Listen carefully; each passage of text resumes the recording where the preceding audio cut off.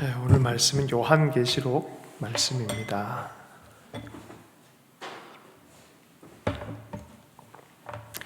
세세하게 나누려면은 한 학기 이상 걸리는 그런 서신인데, 오늘은 그냥 본문에 맞추어서 여기 토요일과 주일 본문까지 좀 살펴보도록 하겠습니다. 요한계시록 말씀 130페이지를 좀 보면요, 요한에 대해서 얘기를 했는데 이 저자들에 대한 얘기를 합니다. 보통 요새 신학 공부하시고 또 많이 공부하시는 분들은 사도 요한과 요한 장로를 따로 생각을 해요. 저자가 다르다라고 생각을 해요.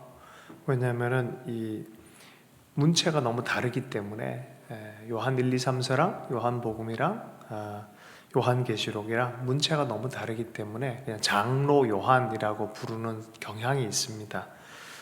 그런데 그렇게 굳이 안 봐도 될 것 같은 생각이 있고요. 원래 초대교회나 교부 때 보면은 저자를 같은 저자를 이미 확인을 하고 있고 같은 단어들을 많이 사용을 해요. 요한과. 그래서 보통 저자들이 장르가 다른 거를 할 때는 다른 이 기술 방법으로 이렇게 넘어가거든요. 한 저자가 시적인 글을 쓸 때도 있고 에세이를 쓸 때가 있고 장르가 다를 때는 다른 방식으로 쓰기 시작한다는 거죠. 충분히 그럴 수 있겠다. 플루타르크 영웅전 같은 거 이런 걸 봐도 한 저자가 다른 방식으로 기술한 거죠. 그래서 복음서 방식과 묵시록의 방식이 장르가 다를 뿐이지 사도 요한으로 보는 게 타당하다라고 저는 개인적으로 생각을 해요. 왜냐하면 초대교회와 교부들도 그 전통 안에서 요한을 사도 요한으로 보고 있습니다. 때에 대해서는 이 핍박의 때입니다. 그런데 이때 보통 네로 이후 아니냐? 네로 그러면 일단은 바울과 베드로가 순교한 때 64년 전으로 해서 그때 이런 고통스러운 게 아니냐라고 생각할 수 있겠지만, 여기에는 이제 우상 숭배, 황제 숭배가 더 강력했을 때는 60년대가 아니라 90년대, 그리고 실질적으로 여러 가지 정황을 보면 90년과 95년 사이에 요한계시록을 기록했던 것을 보게 되어집니다. 131페이지 보면은 왜 이것을 썼을까라는 이 책의 목적, 요한계시록은요, 상징과 실제적 문자적 의미가 같이 섞여져 있어요. 그렇기 때문에 이것을 잘못 풀었다가는 어리석은 자가 돼요. 진짜 어리석은 자가 돼요. 그래서 이 책을 쓴 목적이 뭐냐가 되게 중요합니다. 왜 이 책을 썼지? 라는 부분을 더 중요하게 봐야 돼요. 보면 위로와 격려, 주님 안에서 정말 이 어려운 시즌을 믿음을 잘 지키고 갔을 때 하나님의 복이 있다라는 게 이제 주제예요.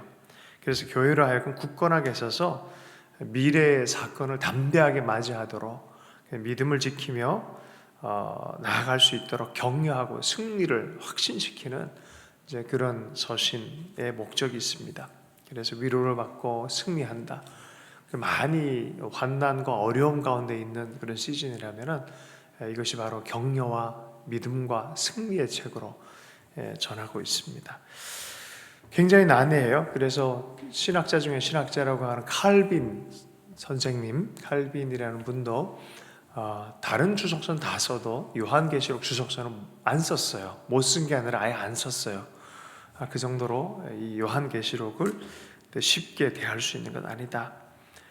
무시한 건 아니고, 또 루터나 이런 분들은 조금 이제 헷갈리니까 좀 이렇게 옆으로 이제 밀쳐놓는다는 느낌이 있었는데, 실제로 이 성경을 연구한 사람들은 이 책의 구조, 배열, 신학적 체계, 이건 굉장하다라고 얘기를 하는 것이죠. 맨 밑에 보면 특징, 하나님의 교회는 지상에서 핍박을 받으나 세상의 그 어떤 세력보다 강하며 세상 제국은 멸망해도 하나님의 교회는 영원히 승리하리라는 것이 본서가 외치는 흔들림 없는 믿음이다. 그래서 하나님의 교회와 교회의 영원한 승리에 대한 이야기를 요한계시록에서 하고 있습니다. 134페이지 1장 1절을 보면 예수 그리스도의 계시라라고 말합니다. 그것이 이제 천사들을 통해서 종 요한에게 알게 되어진 것이고 하나님의 말씀 예수 그리스도의 증거, 자기가 본 게 하나님의 말씀과 예수 그리스도의 증거라는 거죠. 이것을 통해서 예언의 말씀을 전한다. 이게 묵시죠. 다시 한번요. 종말론엔 전통적으로 두 가지가 있어요. 예언자적 종말론이 있어요. 예언적 종말론이 아니라 예언자적 종말론이라 그래. 이거를 예언자적 종말론. 이런 종말론은 묵시론적 종말론이라 그래요. 하나님이 이 어두운 환경을 뚫고 미래에 하나님의 뜻을 전달하는 것을 묵시라고 얘기를 해요. 여긴 예언에 해당되는 거예요. 자, 그런데 예언자적 종말론은 뭐냐면은 성경 말씀 전체에 대해서 신명기, 토라 뭐 이런 것들 다 알고 있어요. 그런데 사람들이 제대로 살지 못해.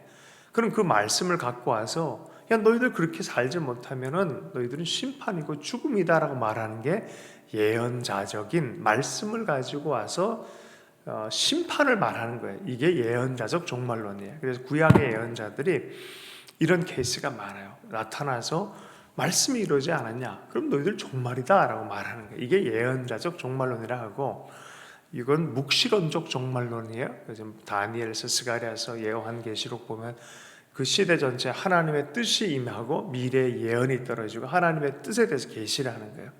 이것을 종말론적, 묵시론적 종말론이라고 말해요.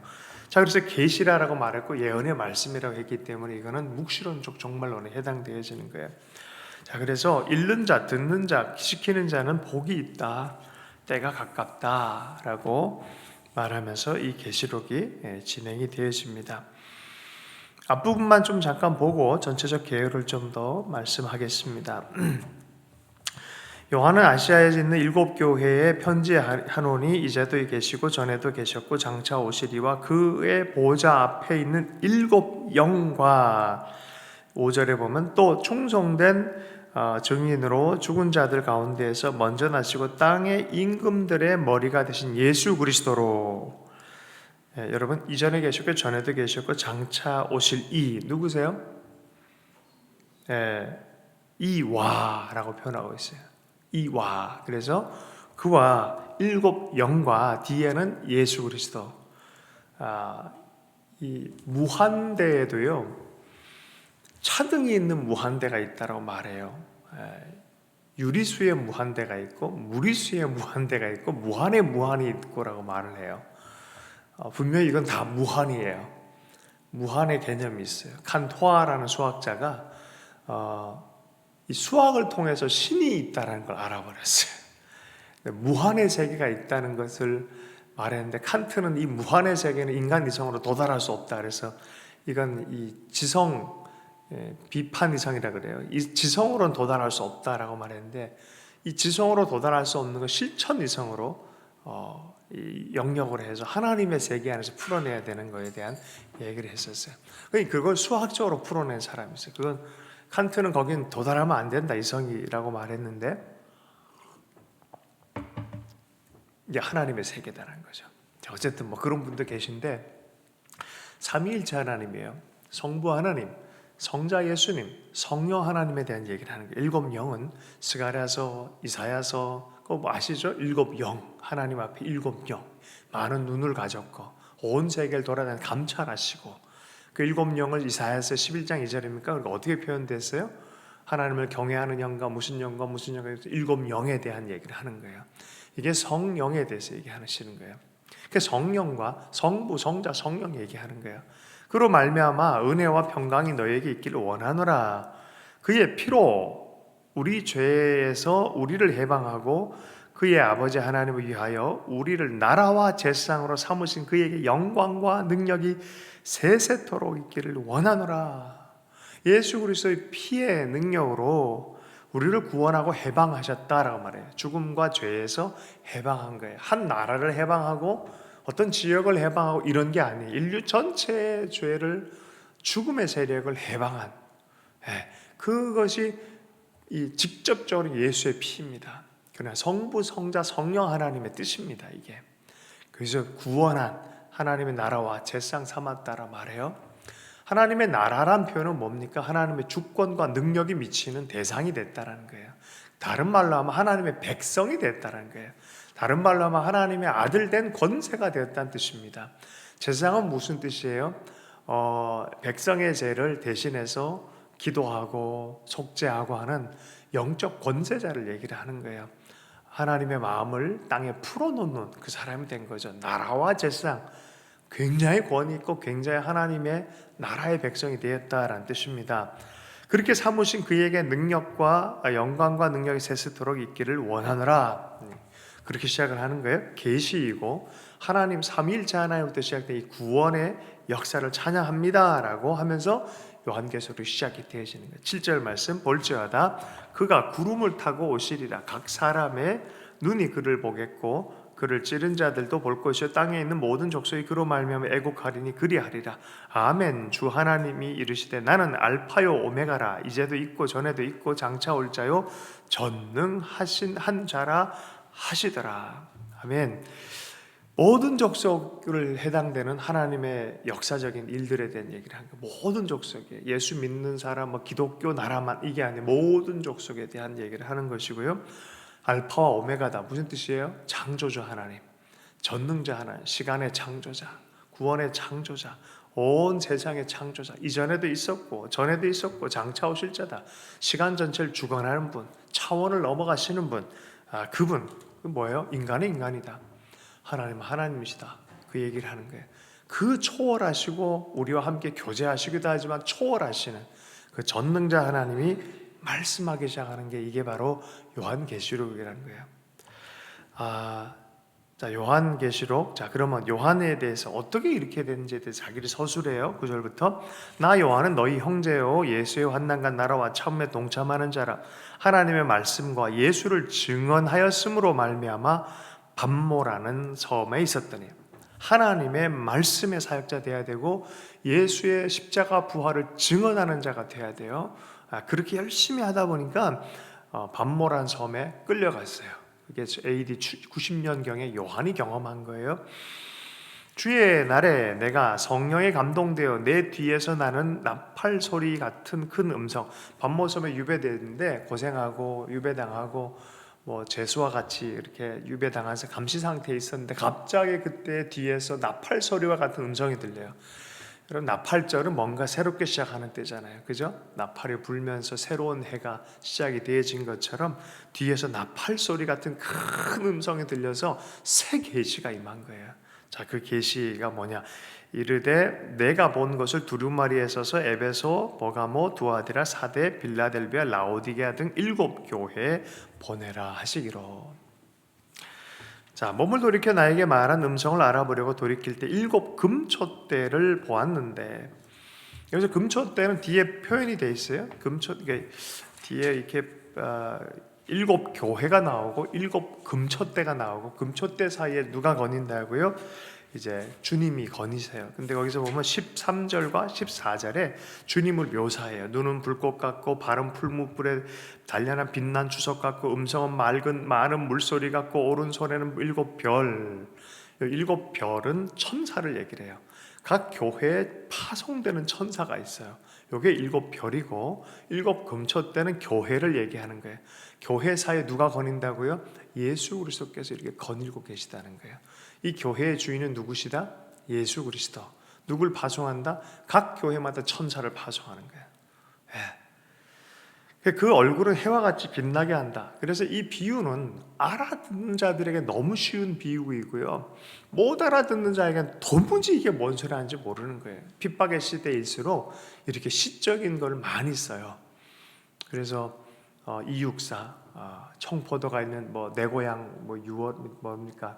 7월입니까? 5월입니까? 5월은 청포도가 익어가는 계절, 그렇게 얘기를 하다가 쭉 얘기를 한단 말이에요.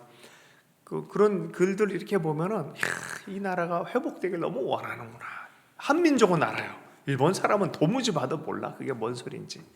그런 것과 똑같이 이것은 유대인들은 읽으면 그 당시 비유를 많이 알고 있고 성경의 숫자와 이런 환경을 많이 알고 있는 사람이 이게 뭔지 금방 알아요. 교회들에게 얘기하는 거구나. 그렇게 이해하는 거예요. 못 알아듣도록 편지한 게 아니라 알아듣도록 편지한 거예요. 그렇다면은 그 당시에 정말 이 7교회는 있었느냐? 있었어요. 에서보드 사빌라라 그래요. 에베소, 버가모, 두아디에라, 사대교회, 빌라델비아, 라오디게아. 제가 뭐 하나 빼먹었네. 예, 그래서 에서보드, 에베소 이렇게 쭉 보냈어요. 그것도 보면 이렇게 반달 모양으로 이렇게 돼 있어요. 밑에서부터 이렇게 돼 있어요. 에서보드 사빌라. 편지를 요 순으로 전하라는 거예요. 이렇게 지그재그로 하면 왔다 갔다 얼마나 힘들겠어요. 그러니까 편지를 전하라. 뭔 소리냐면 바로 이곳에 너의 권위가 있는, 실제로 요한은 에베소 교회의 감독 겸 장로였어요. 그렇기 때문에 에베소 교회, 이때 당시에는 에베소, 이 터키의 소아시아란 주, 캘리포니아 주처럼 그때 소아시아 주가 있었어요. 그 지역 전체에 너의 권한에 있으니까 이걸 전해라라고 말하는 거예요. 그럼 기본적으로 첫 번째 독자는 누구예요? 이 소아시아의 성도가 되는 거예요. 이 성도들이 읽어서 의미가 있어야 되는 거예요. 무슨 얘기하는지 아시죠? 우리 세대가 첫 번째 이 독자가 아니에요. 그때 당시 세대의 그 교회가 첫 번째 독자가 돼야 되는 거예요. 자, 그래서 그 땅에 이렇게 하면은 그 교회들도 주변에 있는 교회들에 돌려보도록, 회람되도록 그 목적으로 주님이 이 편지를 써라라고 말하는 거예요. 90년대가 얼마나 힘들었는지 써라라고 말하는 거죠. 자, 그 음성을 딱 듣고 그 예수님의 환상을 보자마자 17절, 내가 볼 때 그 발 앞에 엎드려 죽은 자 같이 되며 그가 오른손을 내게 얹고 이르시되 두려워하지 말라. 나는 처음이요 마지막이니 곧 살아있는 자라. 내가 전에 죽었노라 볼지어다 이제 세세토록 살아있어 사망과 음부의 열쇠를 가졌노니. 예수님에 대한 이야기입니다. 처음과 마지막, 하나님이란 뜻입니다. 살아있는 자라. 내가 전에 죽었다. 무슨 십자가의 죽음과 부활을 경험하고 사망 권세를 잡아버린, 사망과 음부의 열쇠를 가진, 그 문이 아무리 견고해도 열어버리면 열려버리는 그런 권세를 가졌다라고 말하고, 그러므로 내가 본 것, 지금 일어날 것, 장차 있을 일을 기록해라 라고 말하고 있습니다. 내가 본 것은 내 오른뼈의 7별의 비밀, 7금촛대라. 7별은 7교회 사자. 영문으로 보면은 20절에 보면 이게 Angels of the Seven Church라고 나와 있어요. 7별은 7 천사를 얘기하는 것이고 7금촛대는 교회라라고 분명히 얘기를 해요. 그래서 교회들에게 편지를 하는 거예요. 그렇게 하라라고 하면서 2장부터 에서보드 사빌라 3장까지 그 당시 교회를 향한 그런 편지를 이제 하게 되어집니다. 자, 이 요한계시록을 읽는 몇 가지의 눈이 있어요. 이 많이 들으셨을 거예요. 한 4가지 정도가 있죠. 1000년 전 예수님 오심, 이걸 전천년이라 그래요. 1000년 후 예수님 오심, 이거를 1000년이 끝난 다음에 예수님 온다, 이거 후천년이라 그래요. 그러면은 그런 천년은 없고 그냥 상징적인 천년이 있다, 교회의 통치가 있다라고 보는 게 이제 무천년이에요. 좀 어렵죠? 그럼 또 뭐가 남았어요? 그다음 전천년, 무천년, 후천년 다 했나요? 또 뭘 해줘? 어쨌든 그렇게 그런 게 이렇게 있습니다. 자, 보통 보면은 이제 전천년, 후천년, 무천년, 세대, 전천년과는 조금 다른 세대주의 종말론이 있어요. 미국에서만 아주 유명한 그런 지금 뭐가 일어나고 있고 뭐가 다 껴맞춰가지고 지금 막 일어날 것처럼 생각하는 역사주의 전천년과 세대주의 전천년 좀 다른 게 있어요. 휴거를 당한 다음에 하늘 위에서 한 7년 정도 있다, 밑에는 다 죽어나가고 이렇다라고 보는 게 세대주의 전천년설이에요. 이거는 이제 거의 역사성이 없어요. 성경 전체를 보면 그 역사적으로 교부들과 사도들이 주장하지 않았어요. 사도들이 봤던 쪽은 사도들과 교부들, 곧 사도들은 누구냐면 예수님을 받고 예수님께 직접 가르침을 받던 사도들을 얘기하는 거예요. 그 사도들과 사도들 바로 밑에 있는 사람을 속사도라 그래요. 그 속사도들과 더불어서 교리를 체계화했던 사람들을 교부라고 얘기를 해요. 그러니까 12사도, 밑에 그들과 무리들, 예수님께 직접 가르쳐 받았던 그분들과 그 바로 밑에 속사도가 있었고, 그래서 속편 그러잖아요. 사도 바로 밑에 가르침 받은 사람들 속사도라 그러고, 속사도 바로 밑에 이제 교리를 체계화하는 사람들이 있었어요. 교부라 그래요. 어거스틴이나 이런 사람들, 이 마지막 교부 같은 사람들이 이제 어거스틴 같은 사람들이에요. 이런 사람들이 전체적으로 체계를 했던 그것을 보면은 어거스틴 전까지만 해도 대부분 역사주의 전천년설이에요. 세대주의는 낄 자리도 없어요. 세대주의 종말론은 사실은 조금 위험합니다. 이렇게 표현해서 그거 믿는 분들에게 폄하하는 건 아닌데, 나름의 그분들도 논리성을 갖고 있는데, 성경적으로 역사적으로 볼 때는 이게 조금 한쪽 부분만 본 거 아닌가, 저 개인적으로는 그렇게 생각을 합니다.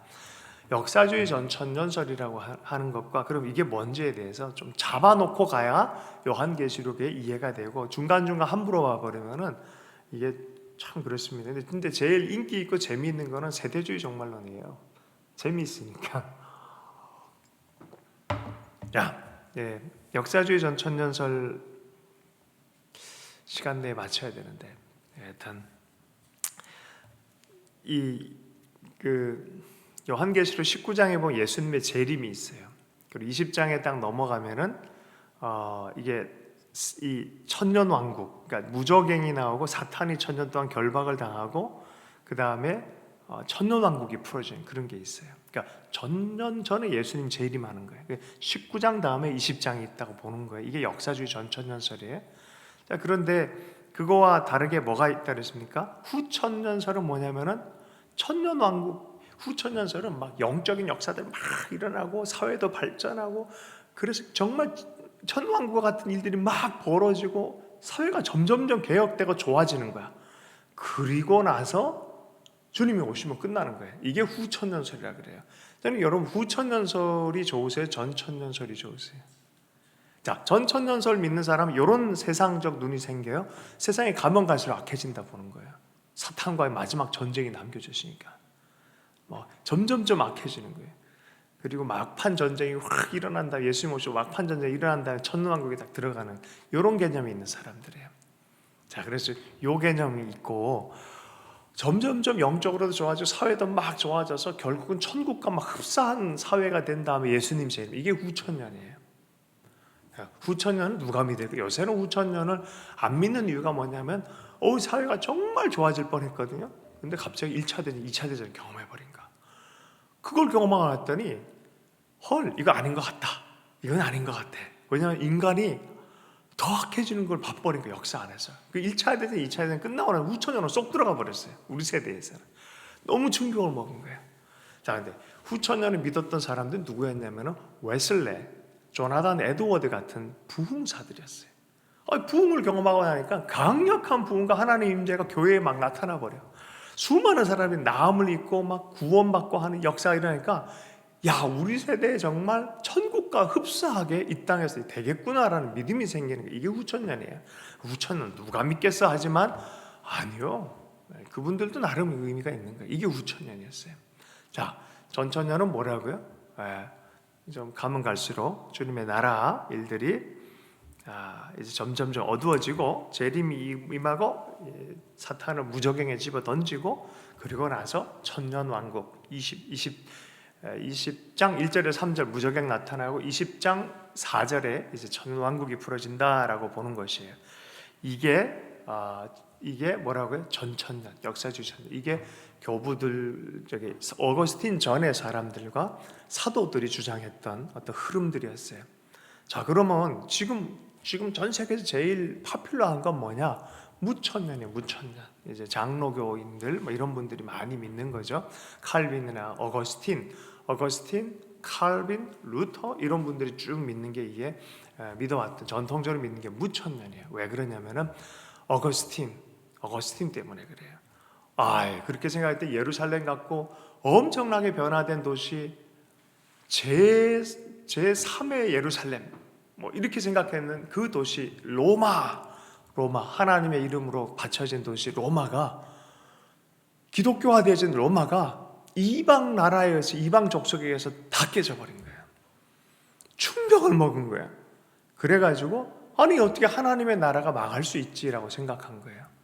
그때가 딱 생각하니까 보이는 세계는 망했지만 저기 하나님 나라 영원히 있다, 하나님의 도성은 있다라고, 로마는 망했지만 하나님의 나라는 망하지 않았다 라고 하면서 하나님의 도성이라는 책을 이따만한 걸 써요. 모든 주제를 다 다뤘어요. 엄청난 대단한 사람입니다. 어떻게 이런 책을 쓸 싶을 정도로 굉장한 사람입니다. 또 루터, 칼빈 이런 분들 다 어거스틴 따라했어요. 이 책들 보면 엄청납니다. 그래서 그냥 모든 신학적인 체계의 기초를 다 다진 분이 어거스틴이에요. 철학의 기초를 다진 분이 플라톤이라면 신학의 기초를 다진 분이 어거스틴. 근데 어거스틴이 뭐라 그러냐면 이 천년왕국 이 땅에서 뭐가 풀어질 거에 대해 생각하니까 망한 로마를 보니까 아닌 것 같아. 그래서 요한계시록 딱 읽다 보니까 이거는 문자가 아니라 상징이야. 그래서 이거를 상징적인 것도 순서를 막 거꾸로 해. 20장 천년왕국은 실제로 예수 그리스도의 나라, 교회의 통치에 대한 얘기다. 실제적인 문자적인 게 아니라 상징이다라고 말을 해요. 실제로 문자적으로 읽어야 될 것과 상징적으로 읽어야 될 것이 요한계시록은 굉장히 많이 있어요. 어떤 걸 상징적으로 읽고 어떤 걸 문자적으로 읽을지 정말 헷갈려요. 그래서 어거스틴이 정리를 해버려서 이 천년왕국을 이거는 문자적인 게 아니라 상징이야. 그러면 그 당시는 해결이 돼, 해소가 돼, 마음이 편해. 이제 문자적인 걸 안 봐도 되니까. 그리고 미래에 있을 일, 교회의 일이다. 교회의 통치가 천년왕국이다. 천년왕국은 따로 있는 게 아니다. 그냥 예수님 오면 끝나는 거다. 이게 복음주의권 안에서 어거스틴 이후로 기독교 안에 쫙 풀어진 거예요. 가톨릭은 이게 과거적으로 해석을 많이 해요. 이미 이건 옛날에 1세기 정도 일어난 일이다, 대부분. 그래야만 교황이 뭐 적그리스도다 이런 얘기가 안 나오니까. 다 보세요. 해석 방식이 뭐예요? 각자가 자기의 삶 안에 필요한 만큼, 그 시대가 필요한 만큼 이걸 해석하기 때문에 이런 일들이 일어나는 거예요. 그래서 뭐가 옳고 그르다, 이걸 어떻게 볼 거냐, 이런 거를 이 책이 쓰여진 목적을 내 삶 안에 적용하는 게 중요한 것이지, 이거를 문자적으로 뭐 숨겨진 비결서처럼 끼워 맞췄다가는 문제가 심각해진다. 그래서 어리석은 자가 된다라고 베드로가 얘기를 했어요. 이 책을 읽을 때 교회의 승리, 믿는 자의 승리로 마음으로 받아들이고, 어떤 일이 일어나도 그렇지, 과거 역사만큼 안 경험한 사람이 없어요. 실제로 역사 안에서 가장 강력한 이 요한계시록적 환경은 4세기경 로마가 망할 때 그때였고요. 두 번째는 1000년 때였어요.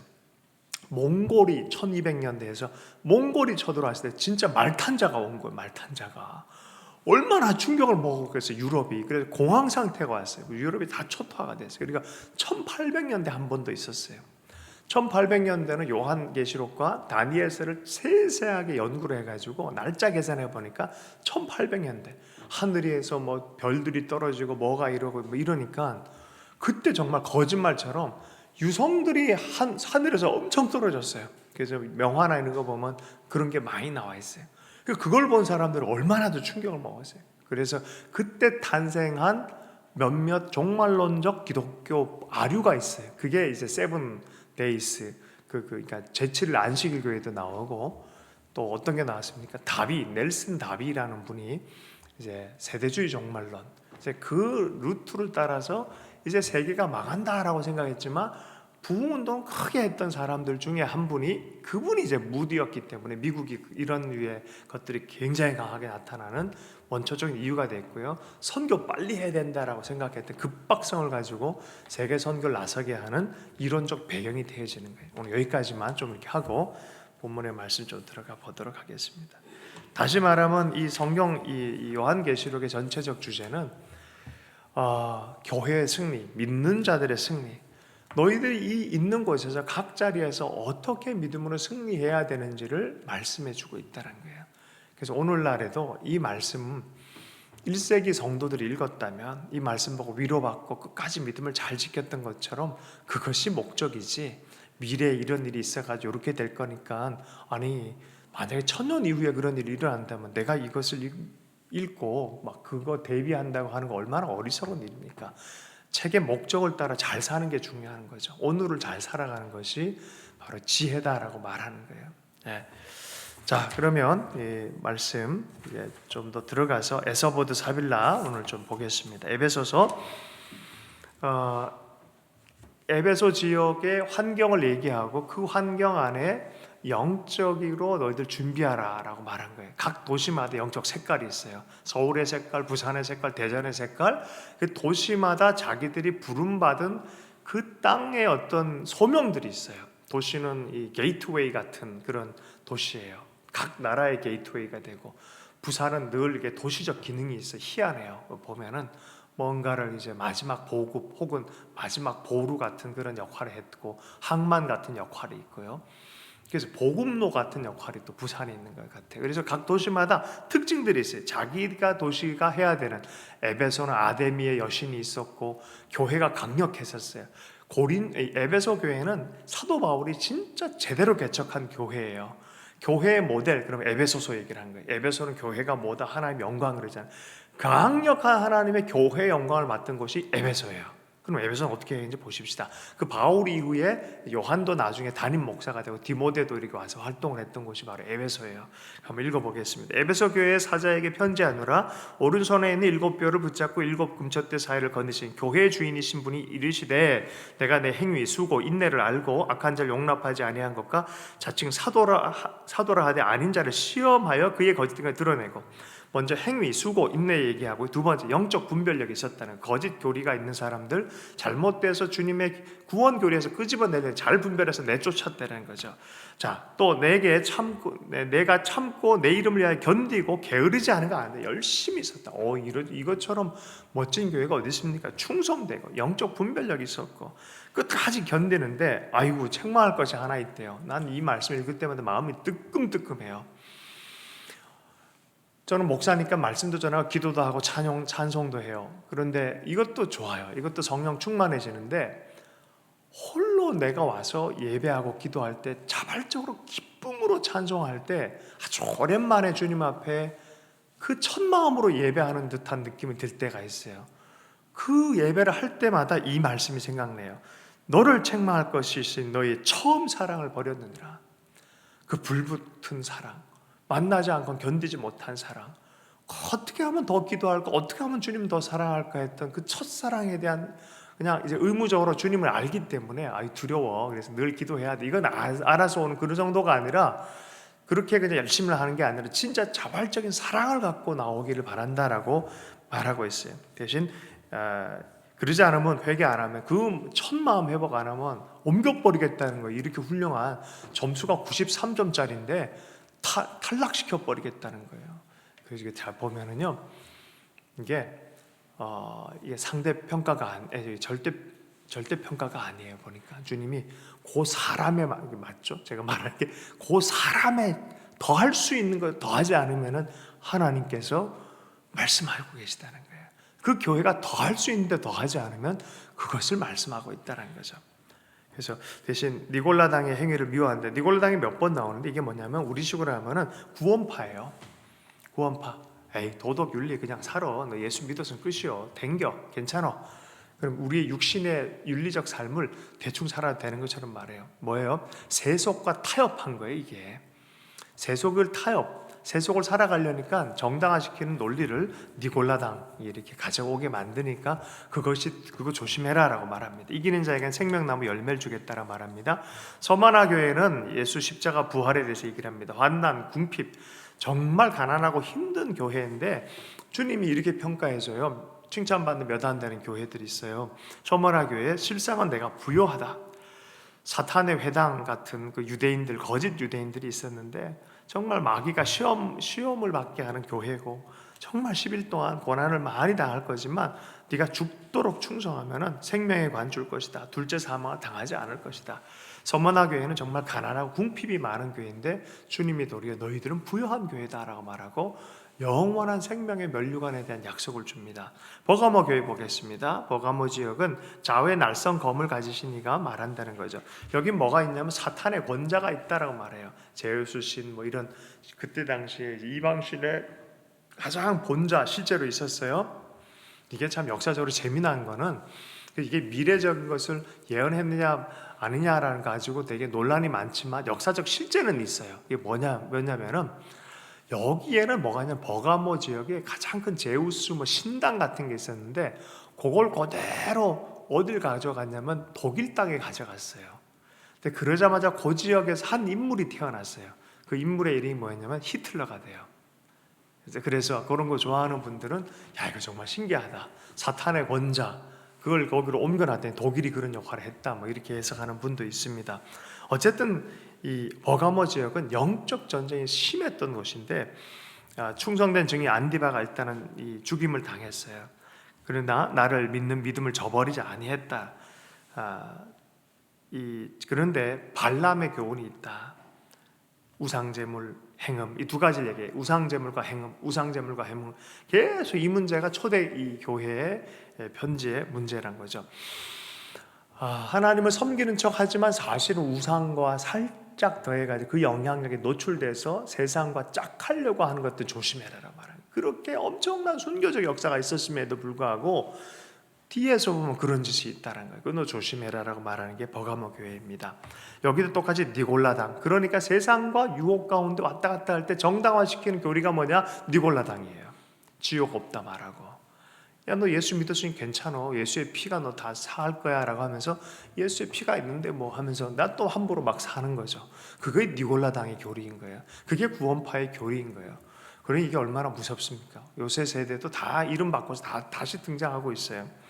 자, 그러나 이기는 자에게는 흰돌, 정말 비밀한 구원의 이 감격을 흰돌, 하나님께 주시는 그런 내 이름, 영원한 이름이 기록된 것을 줄 것이다라고 말합니다. 영원한 영생의 선물에 대한 얘기를 두아디라 교회를 보겠습니다. 주님의 눈, 주님의 발에 대한 얘기를 합니다.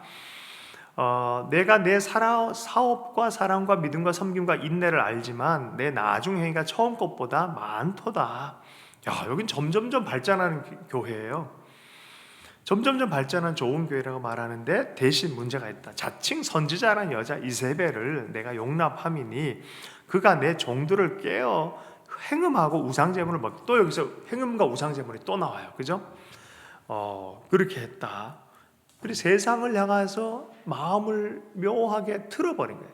지도자가 내 종이라 표현해요. 지도자가 만약에 이런 마음이 딱 들어가 버리면 문제가 심각해요. 예수 믿어라, 잘 될 것이다, 잘 될 것이다, 이것만 얘기한다면, 십자가와 자기 부인과 하나님 나라를 위해서 헌신에 대해서 얘기를 하지 않고 잘 될 거다, 잘 되는 나다 계속 거기만 하면 예수 믿는 걸 그거로 착각을 하는 거예요. 그렇다면 그거는 다른 종교에도 다 있는 거예요. 무속 종교에도 다 있는 거예요. 예수 믿는 거 차이가 없는 거예요. 주의 나라 위해서 헌신하고 희생하고 십자가 지는 건 전혀 모르는 신앙이 되는 거예요. 거기 어떻게 생명이 있겠습니까? 십자가를 통과한 자들만 생명이 있다고 말하는데 그걸 이세벨의 행음과 우상제물이라고 얘기를 해요. 그래서 21절 또 내가 그에게 회개할 기회를 주었으니 자기의 음행을 회개하고자 하지 아니하는도다. 볼지어다 내가 그를 침상에 던질 터요 또 그와 더불어 간음하는 자들도 만일 그의 행위를 회개하지 아니하면 큰 환난 가운데 던지고. 보니까 어떤 대형, 어저께 뉴스를 보니까 대형 교회 안수 집사가 동성애 성매매를 했다고 나왔어요. 뭐 그런 얘기가 나와 있어요. 이게 말도 안 되는 건데 그거를 정당화하는 거예요. 괜찮다고 생각하는 거예요. 똑같은 얘기예요. 던져버리겠다. 드러나게 하고 하나님께서 이렇게 하겠다. 23절 또 내가 사망으로 그의 자녀를 죽이리니 모든 교회가 나는 하나님의 뜻과 마음을 살피는 자인 줄 알지니 내가 너희 각 사람 행위대로 갚아주리. 여러분 그래서 여긴 예수님이 발 이렇게 등장하세요. 주님이 불꽃 같은 눈으로 등장해요. 다 살핀다. 속일 수 없다. 그 윤리적 타락에서 막아라. 스톱해라. 회개할 기회가 있다. 회개해라라고 말해요. 잘못하면 행위 그대로 주님 다 갚겠다라고 정말 심판의 경고를 하고 있습니다. 두아디라 교회에게는. 그래서 두아디라 교회에 남아있는 이 교훈을 받지 않고 소위 사탄의 깊은 것을 알지 못하는 너희에게 말하노니 다른 짐으로 너희에게 지울 것이 없노라. 내가 올 때까지 굳게 잡고 있어라. 그러면 만국을 다스리는 권세, 그 하나님의 다스리는 권세하는 너희들 초대할 것이다 라고 말합니다. 자, 오늘 그 다음에 주일 토요일 본문을 좀 보겠습니다. 172페이지. 제가 10분까지만 이렇게 하려고 작정합니다. 7분 남았어요. 4대 교회. 토요일 아침에 계신 분들은 특별한 분들인지라 먹을 수 있는 단단한 음식이라 생각하기 때문에 제가 이렇게 좀 풀어놓습니다. 사대교회, 죽을 사자예요. 완전히 이 교회는 보면은 여기는 하나님의 일곱 영, 일곱 별을 가지신 교회의 주인이시고 성령과 천사를 통해서 역사하시는 그 하나님이 말씀하시되 내가 내 행위를 아노니 내가 살았다는 이름을 가졌으면 죽은 자다. 처음으로 이 교회는 강력하게 죽음에 대해 너 죽었어. 너 죽은 거랑 똑같아. 너 그게 예수 믿는 거야 라고 말하는 거예요. 좀 굉장히 무섭게 얘기를 합니다. 죽은 자다. 너는 일깨워 그 남은 바 죽게 된 것을 굳게 하라. 내 하나님 앞에 내 행위에 온전한 것 찾지 못하였나니 그러므로 내가 어떻게 받았으며 어떻게 들었으며 생각하고 지켜 회개하라. 만일 일깨우지 아니하면 내가 도둑같이 이르러 어느 때에 내게 이르는지 내가 알지 못하는 주님의 심판 때 멸망할 수도 있으니까 너 조심해라라고 말합니다. 이게 무서운 말씀이죠. 무서운 말씀이에요. 여러분, 주님은요 있는 그대로 말씀하시는 분이에요. 이게 사랑이에요. 사실은 괜찮아요. 괜찮아요. 신앙생활 그렇게 해도 돼. 그러지 않아요. 너 죽게 생겼어. 너 회개하지 않으면 큰일 나라고 말하는 거죠. 4절 그러나 사대에 그 옷을 더럽히지 아니한 몇 명이 내게 있어 흰옷을 입고 나와 함께 다니리니 그들은 합당한 연권이라. 이기는 자는 이와 같이 흰옷과 생명책에 기록되어질 것이다 라고 말합니다. 흰옷과 생명책 다 뭐예요? 흰옷, 생명책, 다스리고 구원과 관련된 거예요. 이기는 자가 그렇게 쉬운 게 아니에요. 아무나 그 구원의 반열에 들어가는 게 아니란 걸 여러분 이해할 필요가 있습니다. 그다음 빌라델피아 형제사랑, 물론 이게 그리스도인의 형제사랑의 이름 붙여주진 않았지만 아름다운 형제사랑에 대한 어떤 사연들이 이 지역에 있어요. 자, 빌라델피아 교회의 사자에게 편지하노니 거룩하고 진실하신 다윗의 열쇠를 가진 열면 달자고. 이 교회는 칭찬받는 교회예요. 작은 능력 갖고 내 말을 지키고 배반하지 않았기 때문에 너희에겐 다윗의 열쇠 있고 열린 문을 가졌다. 같은 신앙생활을 해도 이렇게 신앙생활하는 교회가 있다라는 거예요. 기도할 때마다 열린 문이 나타나고 기도할 때마다 다윗의 열쇠의 권위가 나타나고 근데 3장 9절에 보라 사탄의 회당 곧 자칭 유대인이라 하나 그렇지 아니하 거짓말하는 자들 중에 몇을 내게 주어 그들로 와서 내 발 앞에 절하게 하고 내가 너를 사랑하는 줄 알게 하리라. 이 대적 대상마저도 와서 무릎을 꿇게 만들어 버리겠다는 거예요. 하나님 던져주셔서 그렇게 하겠다는 거예요. 내가 나의 인내의 말씀을 지켰은즉 시험의 때를 면하게 하리니. 많은 사람들이 시험의 때를 면하게 하리니 라고 생각을 해서 요거를 휴거라고 생각을 하는 거예요. 근데 그렇지 않아요. 그냥 보세요.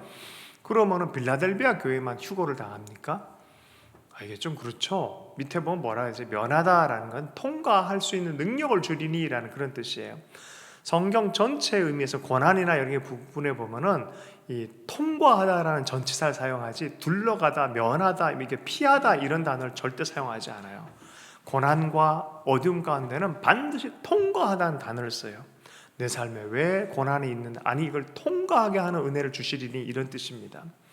그래서 이 구절을 잘 이해할 필요가 있습니다. 그렇게 하면 시험할 때를 잘 통과해서 내 멸륜관을 빼앗기지 않게 할 것이다. 성전 기둥이 되게 하고 새 예루살렘 이름과 나의 새 이름을 그에게 둘 것이다 라고 말합니다.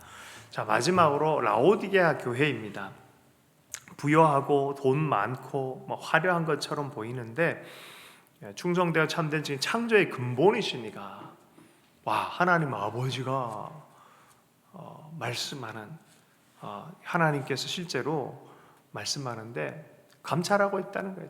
네가 아무리 부여한 척해도 부여하지 않다. 현대의 교회가 이런 라오디게아 교회를 닮은 것 같아요. 차거나 덥지도 않고 애매한 모습입니다. 그래서 가련하다라고 말합니다. 18절 내가 너를 권하노니 내게서 불로 연단한 금을 사서 부요하게 하고 흰옷을 사서 입어 벌거벗은 수치를 보이지 않게 하고 안약을 사서 눈에 발라보게 하라. 우리 세대는 안약을 사서 눈을 바르라라고 말하고요. 연단한 금, 이게 금은 금인데 불순물이 너무 많은 금이에요. 우리 세대가. 저는 정말 그런 것 같아요. 그래서 이거를 시대적인 분류로 보는 분들이 있어요. 에베소는 초대교회 이런 식으로. 근데 그게 다 맞지는 않거든요. 근데 그렇게 보면 재미있긴 해요. 맨 마지막에 라오디게아 교회다라고 말하면서 하는 게 재미있긴 해요. 자, 그러나 그거를 또 그렇게 다 껴맞힐 필요는 또 없습니다. 이때 당시의 교회이고 모든 교회를 위해서 이 메시지를 다 읽게끔 했기 때문에 자, 그런데 물은 내가 사랑하는 자를 책망한다. 라오디게아 교회를 향해서 어떤 걸 가졌어요? 라오디게아 교회. 그래서 여러분 다른 교회랑 비교하면 안 돼요. 각 교회에 맞게 주님이 말씀하는 거예요. 각 교회는 요 상황에 맞게 들으면 되는 거예요. 요게 처음으로 얘기해요. 물은 내가 너를 사랑한다는 표현을 쓰고 있다는 거예요. 교회를 라오디게아 교회를 주님은 사랑하신다라고 말해요. 책망하여 징계한다는 거예요. 내가 너 책망하고 징계하는데 그 이유 뭔지 아니? 내가 정말 사랑하기 때문이야 라고 말한다는 거예요. 내가 열심을 내라, 회개해라, 열심을 내라라고 말하는 거예요. 그리고 문을 열고 하면 내가 그와 더불어 먹겠다. 그래서 이 마지막 교회의 모습은 아닌가라고 이제 볼만한 이유들도 근거들도 확실히 있어요. 주님이 오시잖아요. 마치 장막절처럼 오시잖아요. 그래서 회개해서 사랑하고 다시 돌이켜라, 자지 말고 일어나서 신랑이 두드릴 때 열어라라고 말하는 그런 의미가 좀 있습니다. 네. 이기는 자에게는 보좌에 앉게 하겠다, 다스리겠다라고 말을 합니다. 오늘 주일날의 본문 한 1분 정도로 마무리하겠습니다. 자, 여기에서는요 하늘로 땅의 교회에 대해서 얘기를 하고 근본적인 하나님 통치의 나라로 부릅니다. 하늘 문이 열리고 위로 올라오라 라고 했더니 성령이 감동돼서 올라가 봤더니 무지갯빛이 있는 보좌, 하나님의 보좌 앞에 딱 갔습니다. 4절 24보좌 있어요. 하나님의 보좌가 있고 24장로들이 쫙 같이 있고 앞에 유리바다 같은 게 쫙 펼쳐져 있어요. 그 네 생물이 딱 있어요. 네 생물과 24장로 같이 있어요. 네 생물에 눈들이 많이 있어요. 자, 그리고 7절에 보면 이 네 생물에 대한 표현을 쓰고 있어요. 라이언, 옥스, 맨, 이글, 그러니까 사자, 소, 사람 얼굴, 이 독수리 얼굴 이렇게 되어 있어요. 보세요. 보좌로부터 먼저 보좌 다음에 뭐가 있습니까? 24장로와 네 생물이 있어요. 그럼 7절에서 10 몇 절까지입니까? 끝절까지는 이 네 생물과 네 생물에 대한 묘사예요. 자, 그 다음 뭐가 나오겠어요? 할렐루야. 자, 여기 보면은 찬송을 하는데 자기 관을 드리면서 영광과 존귀와 권능을 받으시기에 합당하십니다. 주께서 만물을 만드셨습니다 라고 하면서 만물의 창조주, 주권자인 것을 찬양하는 그 보좌 앞에 간 거예요. 보좌 앞에 뭐가 있어요? 24장로와 네 생물. 그 다음은 순차적으로 나갑니다. 5장에 보면 책과 어린 양인데 갑자기 힘센 천사가 나와서 일곱 인 이거 역사에 주권하는 이걸 뗄 사람이 없는 거예요. 그러니까 요한이 어떻게 울었어요. 그랬더니 장로 중에 한 사람 울지 마. 그걸 뗄 만한 자격이 있는 분이 있어. 누굽니까? 유다의 지파의 다윗의 뿌리가 이것을 할 수 있어. 누구예요? 그분이 예수 그리스도. 역사를 운행하고 계시를 계시되게 하고 풀어내고 역사하는. 지금요 트럼프가 될지 바이든이 될지 주님은 아시죠? 주님이 정한 대로 되겠죠? 그래서 그거 갖고 또 이렇게 너무 하지 마십시오. 주님이 그렇다 하면 또 그렇게 되어지고 고레스를 세울 때가 있고 느부갓네살 세울 때가 있고 주의 주권 아래 있는 줄로 믿습니다. 자, 그래서 그걸 떼시리라라고 말합니다. 자, 그래 어린 양이 서 있는데 그래서 눈을 들어보니까 어린 양이 있어요. 보세요. 그러면은 질문 있습니다. 어린 양이 있죠. 진짜 어린 양일까요? 우리는 예수님인 거 알잖아요. 하나님의 어린 양. 그래서 환상을 문자로 볼 것이냐, 진짜로 볼 것이냐 이런 문제들이 참 이게 우리가 금방 지혜롭게 해석할 필요. 근데 볼 때 7 뿔이 있고 7 눈이 있고 7 영이 있더라 이렇게 표현해요. 의미로 보면 금방 다 성령의 충만한 예수 그리스도에 대한 얘기를 합니다. 자, 그래서 24장로와 네 생물에 대한 얘기를 딱 했는데 그들이 뭘 갖고 있었냐면은 금대접을 갖고 있었는 성도들의 기도라는 거예요. 야, 이제 성도의 기도가 응답이 되니까 성도의 기도가 예수 그리스도의 권위와 맞물려 있는 거예요. 그죠? 기도가 뭐의 응답으로 나타나요? 주님이 이제 인을 떼면 성도의 기도가 역사가 일어나는 거예요. 그러니 인을 떼시는 예수 그리스도와 성도들의 기도가 같이 맞물려 돌아가는 거예요. 그리스도의 이름으로 기도한다는 것은 역사의 중심에 참여한다는 의미. 이게 에베소의 말씀과 너무나 동등한 거예요. 하늘 문이 열려서 보니까 주님이 인을 떼시는 거예요. 그 인을 떼는 것 가운데 보니까 성도들의 기도를 갖고 있는데 네 생물과 24장로들이 기도의 향을 갖고 있는 하프앤볼, 검은 고와 찬송이죠. 그 다음 뭐예요? 기도의 이거 대접을 갖고 있는 거예요. 찬송과 기도가 이래서 중요한 거예요. 우리는 찬송과 기도를 끝없이 해야 돼. 하프 앤 볼이에 이게 자 그게 새 노래를 부르는 거예요. 그 새 노래가 뭐예요? 그리스도의 구원의 역사에 대해서 부르는 거예요. 9절에 새 노래를 불러 이르되 두루마기를 가지고 그 인봉을 떼기 합당하도다. 일찍이 죽음을 당하사 각 족속과 방언과 백성과 나라 가운데서 사람을 피로 사서 하나님께 드리시고 그들로 우리 하나님 나라에서 나라와 제상을 삼으셨으니 그들이 땅에서 왕노릇하리로다. 왕노릇하리. 구원에 대해서 얘기하는 거예요. 각 족속이에요. 방언과 백성과 나라에서 구원을 온전하게 하시는 그 구원을 노래하고 있다는 거예요. 많은 사람들이 이 찬송을 취업될 때 하고 찬송을 돈 벌 때 하는데 그렇지 않아요. 가장 소중한 게 생명의 구원이고 그분과 연합이에요. 그게 에덴의 회복이죠. 생명의 회복이죠. 그것에 대해서 노래하고 있다는 거예요. 24장로들이 천사들과 그 다음에 이제 그 밖에 있는 허다한 천군 천사들이 있다라고 말해요. 11장 보면은 11절에 내가 또 보고 들음에 보좌의 생물들과 장로들이 둘러선 많은 천사의 음성이 있으니 그의 수가 만만해 천천이라. 그 음성으로 이르되 죽임을 당하신 어린 양은 보세요. 능력과 부와 지혜와 힘과 존귀와 영광과 찬송을 받으시기 합당하다.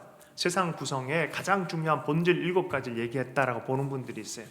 능력, 정치, 부, 경제, 지혜 이렇게 하나하나씩 이렇게 7가지 영역 전체 찬송 예술까지 쭉 해가지고 그렇게 보시는 분도 있습니다. 재미있죠? 그렇게 보는 것도 재미있어요. 어쨌든 7 영역에 대해서 다 영광 받으시 합당하신 분이십니다.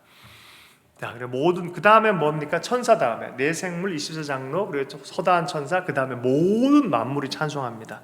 이게 하늘에서 일하는 일이에요.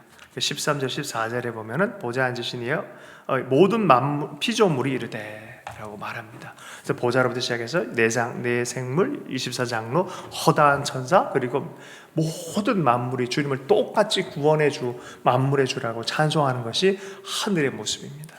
이것이 바로 사실 다윗도 본 것이고 이사야도 본 것이죠.